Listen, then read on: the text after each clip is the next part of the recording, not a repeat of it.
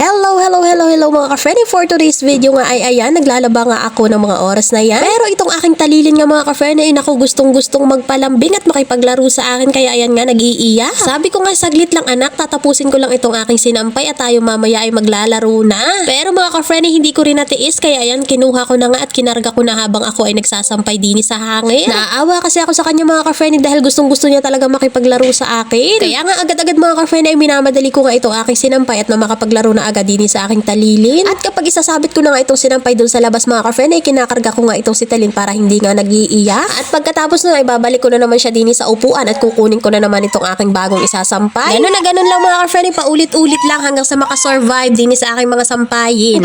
At sa wakas nga mga ka-friend ayan fast forward na at kukunti na nga lang itong aking sinasampay. At pagkatapos ko nga magsampay mga ka-friend ayan binalikan ko nga itong mga kalat na naiwan sa lamesa. Pinakain ko kasi muna si Talin mga ka-friend bago pa ako nagsampay kaya itong mga kalat nga ay naiwan din Minamadali ko nga ang paglilinis mga ka-friend dahil hindi pa nga ako nakapananghalian. At sa mga oras nga na yun mga ka-friend dahil nga ako'y nagsampay kaya ang dami ko talagang liligpiting kalat. Pati nga sa sahig mga ka-friend ang daming nagkalat na kanin, hindi nga lang gasinong kita sa camera. Pero sa tuwing naglalakad nga ako mga ka-friend ay ramdam na ramdam ko dahil naaapakan ko nga. Pero bago pa nga yan mga ka-friend ang sahig ay etong munang upuan ni Talin ng aking nilinis dahil nilalanggam na nga. Ay chair talaga yung upuan ni Talin mga ka-friend pero dahil marunong na nga siyang magtanggal ng belt at nagtatatalon na nga kaya ayan pinaiksi na nga ng kanyang ama. Na-adjust din naman kasi ang upuan yan mga ka-friend kaya okay lang paiksiin or pahabain. Hindi nga pala itong payong ng asawa ko mga ka-friend ay naku nakakalat din sa sahig. At nung matapos nga ako dun mga ka-friend ayan nagwalis na nga agad ako dahil dumadami itong mga langgam. At baka nga mamaya mga ka-friend pagbaba ni Talin ng upuan ay biglang pagkakakagatin ito ng langgam. At mga ka-friend habang busy nga ako sa pagwawalis napansin ko ito si Talin ay nadampot na pala yung asite. Halos kalahati nga ng laman ng asite mga ka-friend ay tinapon ni Talin. Kaya agad-agad yung mga ka-friend ay pinunasan ko muna itong si Talin at baka pagbaba nga ay madulas din sa tiles at madulas nga yung asite. Paano kaya ako matatapos ng mabilis din sa aking ginagawa mga ka-friend ay may ginagawang kababalaghan itong aking anak. At pagkatapos ko magwalis mga ka-friend ay ito na mga washing na pinaglabhan ko ang aking inayos. Nakalimutan ko pala mga ka-friend hindi ko pa pala natatanggal ang extension dyan. Kaya ayan nga mga ka-friend tinanggal ko nga muna. At pagkatapos nga ng mga ka-friend itong hose naman ng washing ang aking tinanggalan ng tubig. Wala kasing patungan itong aming washing mga ka-friend kaya ayan hindi nga magpantay din sa hose at nag-i-stack nga doon ang tubig kaya kailangan mo pa talagang tanggalin. Dahil kapag hindi ko nga tinanggal yan mga ka-friend ay namamaho nga itong aming washing. At muntik ko pa nga makalimutan mga ka-friend meron pa pala ako naiwang 2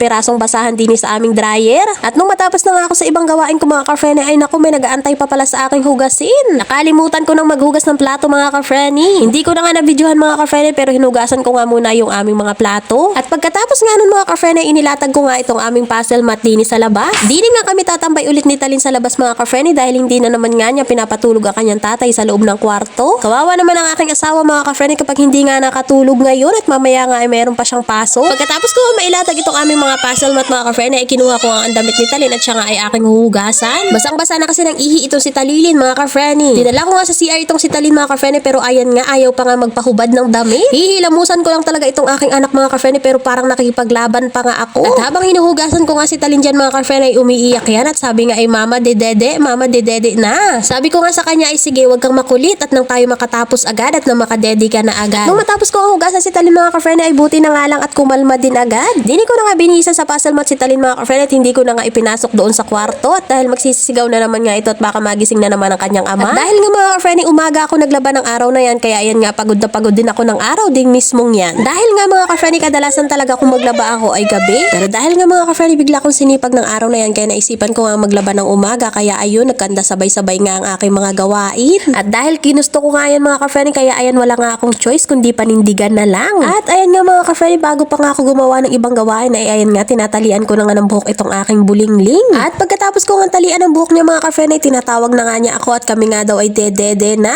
So yun lang muna for today's video mga ka-friend. Maraming salamat sa iyong panonood at kung umabot ka nga dito sa dulo ng aking video ay sana iyo namang i-follow ang aking page at huwag mo rin kalimutang i-share ang aming video. Yun lang. Bye!